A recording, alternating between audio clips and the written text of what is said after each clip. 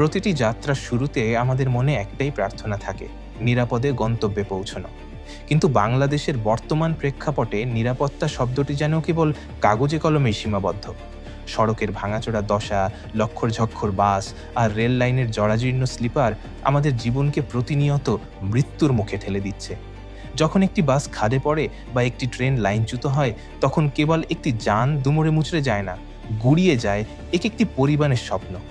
দায়িত্বরতদের অবহেলা আর নিয়মের তোয়াক্কা না করার সংস্কৃতি আমাদের যাতায়াত ব্যবস্থাকে আজ এক মরণ ফাঁদে পরিণত করেছে। রাজবাড়ির দৌলতদিয়া ফেরিঘাট এলাকায় সাম্প্রতিক বাস দুর্ঘটনাটি ছিল অত্যন্ত বেদনাদায়ক। যাত্রীবাহী বাসটি যখন ফেরিতে ওঠার অপেক্ষায় ছিল বা সংযোগ সড়ক দিয়ে আসছিল, তখন নিয়ন্ত্রণ হারিয়ে তা খাদে পড়ে যায়। বৃষ্টির কারণে পিচ্ছিল রাস্তা এবং ঘাটের জরাজীর্ণ পন্টুন এই দুর্ঘটনার অন্যতম কারণ। চালকের অসতর্কতা এবং বাসের যান্ত্রিক ত্রুটি মিলেমিশে অনেকগুলো তাজা প্রাণ কেড়ে নিয়েছে।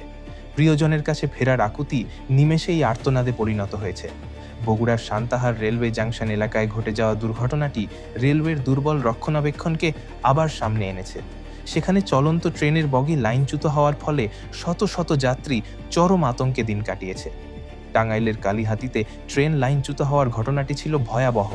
মালবাহী ট্রেনের বগি বিকট শব্দে লাইন থেকে ছিটকে পড়ে, যার ফলে ঢাকার সাথে উত্তর ও পশ্চিমাঞ্চলের ট্রেন যোগাযোগ ঘণ্টার পর ঘণ্টা বন্ধ থাকে। প্রতিটি বড় দুর্ঘটনার পর নিয়ম করে তদন্ত কমিটি গঠন করা হয় এবং নিহতদের পরিবারের জন্য নির্দিষ্ট পরিমাণ অর্থ বা সান্ত্বনার ঘোষণা আসে। কিন্তু প্রশ্ন হলো, এই টাকার ফল কি? একটি পরিবারের একমাত্র উপার্জনক্ষম ব্যক্তিটি যখন চিরতরে হারিয়ে যায়, তখন কয়েক লাখ টাকা কি সেই শূন্যতা পূরণ করতে পারে?